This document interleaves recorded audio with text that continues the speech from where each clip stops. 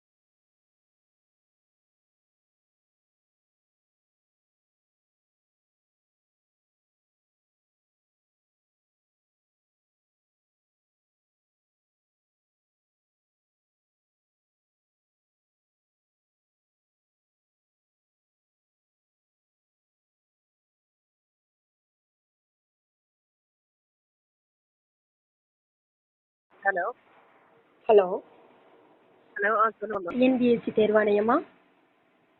சொல்லுங்கம்மா சொல்லுங்க. மேடம், நாங்கள் ஜூலை 12ஆம் தேதி எழுதின குரூப் 4 எழுதியிருந்தோம் மேடம். கொஸ்டின்ஸ் பார்த்தீங்கன்னா நாங்கள் எதிர்பார்த்த மாதிரி இல்லை மேடம். நாங்கள் படித்த சோர்ஸ்லேருந்து கொஸ்டின்ஸ் வந்து வரல மேடம். ஒரு நிமிஷம்மா முடிஞ்சு போயிடுச்சு. நெக்ஸ்ட் இப்போ குரூப் 2 படிக்கிறதா இருந்தா நீங்க அதை மட்டும் யோசிங்க. Okay madam. என்னோட கேள்வி வந்து என்னன்னா, இப்போ குரூப் 2க்கு எதுல இருந்து நாங்க படிக்க? பள்ளி பாட புத்தகங்கள் தான் எங்க கிட்ட இருக்க ஒரே சோர்ஸ், எங்களை மாதிரி ஒரு நடுத்தர வர்க்கத்துல இருக்கிறவங்களுக்கு. சோ நீங்க நான் ஒன்னே ஒண்ணு சொல்றேன்மா, ஒரு நிமிஷம் நல்லா ஞாபகம் வச்சுக்கோங்க. இங்க பாருமா, நடுத்தர வர்க்கமாகட்டும், அதை விட கீழே இருக்கட்டும், ரூரல், ஓகே, டீப் ரூரல், எங்க இருந்தாலுமே காம்படிட்டிவ் எக்ஸாம்னு வரும்போது நாம வந்து காம்படிட்டிவ் தகுந்த மாதிரி தான் நம்மள ப்ரிப்பேர் பண்ணிக்கணுமே தவிர, நான் வறுமை கோட்டின் கீழே இருக்கிறதுனால எனக்கு தகுந்த மாதிரி கொஸ்டின் கொடுங்க அப்படின்றது நான் பேசி முடிச்சிடறேன். இல்லம்மா, நான் பேசி முடிக்கிறேன். அந்த மாதிரி ஒவ்வொருத்தருக்கு தகுந்த மாதிரி எல்லாம் நம்ம கொஸ்டின் இங்க வைக்கிறது கிடையாது. நாம வந்து அவங்களுடைய நாலேஜ் செக் பண்றதுக்காக மட்டும் தான் நம்ம கொஸ்டினை வைக்கிறது. ஸோ எந்த அளவுக்கு வந்து நம்ம கொஸ்டின் நம்ம ப்ரிப்பேர் பண்ணோம் அப்படின்றது மட்டும் தான் இப்போ வந்து பண்ணிட்டு இருக்கிறது. அதுல குரூப் 4ல முடிஞ்சு போயிடுச்சு. அந்த மாதிரி கொஸ்டின் பேப்பர் டஃபா வந்தது, இல்லைன்னு சொல்லவே இல்லை. குரூப் 2க்கு எந்த மாதிரி இருக்கும்னா ஆல்மோஸ்ட் வந்து டஃபா தான் இருக்கும் கொஸ்டின் பேப்பர். டஃபா தான் இருக்கும். இலக்கணம் பொறுத்த வரைக்கும் நீங்க தமிழ் எழுதுறதா இருந்தா நானே சொல்லி முடிச்சிடுறேன், கேட்டுக்கோங்க. நான் பேசி முடிச்சதுக்கு அப்புறம் டவுட் இருக்கா அப்ப கேளுங்க, நானும் சொல்றேன்.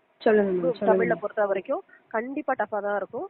உங்க இலக்கணத்தை நீங்க வந்து மேலோட்டமா படிக்காதீங்க.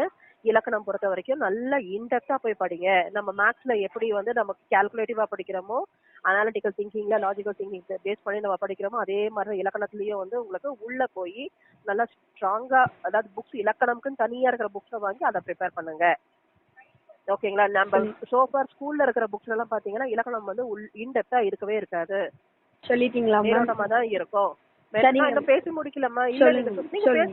சொல்லுங்க மேடம், சொல்லுங்க. நான் கேக்குறேன். நீங்க பேசுங்க. என்னோட கேள்வி என்னன்னா, இந்த கலைச்சொற்கள்லாம் என்ன மேம் கான்செப்ட் வைஸா நீங்க படிக்க சொல்றீங்க? அந்த கலைச்சொற்கள்லாம் எங்க இருந்து மேம் நாங்க ரெஃபர் பண்ணி படிக்க முடியும் சொல்லுங்க? நம்ம மரபு தொடர் பழமொழிகள் சொல்லுங்க மேம்.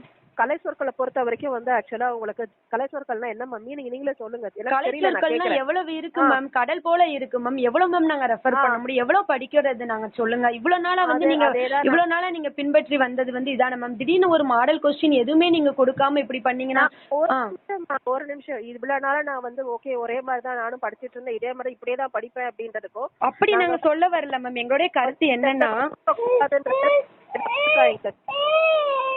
ஹலோ, அது எப்படி நீங்க क्वेश्चन பேப்பர் நீங்க ஜட்ஜ் பண்றதுக்கு क्वेश्चन பேப்பர் நாங்க ஜட்ஜ்லாம் பண்ணல மேம். இப்போவும் அப்படியே கொடுங்க அப்படின்றது நீங்க ஜட்ஜ் பண்றீங்க மேம். அந்த மாதிரி நாங்க எதிர்பார்க்கவும் இல்ல மேம். நீங்க ஒரு மாடல் क्वेश्चन நீங்க விட்டுட்டு இந்த மாதிரி கேட்டிருந்தீங்கன்னா ஓகே, இந்த மாதிரி தான் இனி வரப்போற இருக்கும்.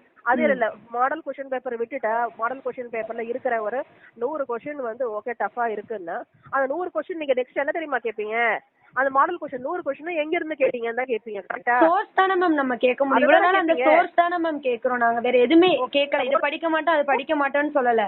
நீங்க இலக்கணத்துக்கு எவ்வளவு ஏகப்பட்ட புத்தகங்கள் இருக்கு மேம். இலக்கணத்துக்கு நீங்க சொன்ன மாதிரி எவ்வளவு புக்ஸ் மேம் நாங்க தேடி படிக்க முடியும்? நீங்களே சொல்லுங்க மேம். டிகிரிக்கும் அப்படிதான் இருக்கு. டிகிரிக்கு அப்படிதான் மேம் இருக்கு. இது நாங்க டிகிரிய பத்தி நாங்க சொல்லல. நாங்க குரூப் அப்படிதான் நம்ம படிக்கணும். குரூப் 2 விடுங்க மேம். இனி வரக்கூடிய குரூப் 4க்கு எப்படி மேம் நாங்க தேர்வுகள் தயாராகிறது அத சொல்லுங்க மேம். எனக்கு அந்த கேள்விக்கு பதில் நீங்க குரூப் 2 விடுங்க மேம். இனி வர குரூப் 4க்கு குரூப் 4 காடாலும் சரி நாங்க சோர்ஸ் வந்து இந்த சோர்ஸ்ல இருந்து படிங்க அப்படின்னு சொல்லிட்டு இது வரைக்கும் டிஎன்பிஎஸ்சி ஏதாவது உங்களுக்கு நோட்டிபிகேஷன்ல எந்த இடத்துலயாவது சொல்லியிருக்கா அப்படின்ற பட்சத்துல அத வந்து நீங்க நல்லா நீங்க ஸ்கிரீன்ஷாட் எடுத்து இந்த சோர்ஸ்ல 10th புக் வரைக்கும் தான் நீங்க சொல்லிருக்கீங்க அப்படின்றத வந்து நீங்க போட்டோ எடுத்து அனுப்புங்கம்மா. ஆனா நீங்க சொல்ற பதில் வந்து உண்மைக்கு ஏத்துக்கிற மாதிரியே இல்ல மேம். உண்மைக்கு ஒரு தேர்வர்கள் வந்து எவ்வளவு பேருக்கு ஒரு நிமிஷம் இங்க பாருங்க, நாங்களும் அந்த எக்ஸாம்ஸ்ல எழுதிட்டு தான் வந்திருக்கோம். புரியுதா? நீங்க படிக்கும்போது எப்படி மேம் இருந்தது? மனசாட்சி விரோதமா பேசாதீங்க. நீங்க படிக்கும்போது எப்படி மேம் இருந்தது? பாருங்கம்மா, இங்க மனசாட்சி இருங்க, மனசாட்சி இல்லாம இருக்கட்டும். ஒன்னே ஒண்ணுதான், நீங்க பேசுற ஒரு பதவியில உட்கார்ந்து இருக்கிறதுக்காக நீங்க இப்படி பேசக்கூடாது மேம்.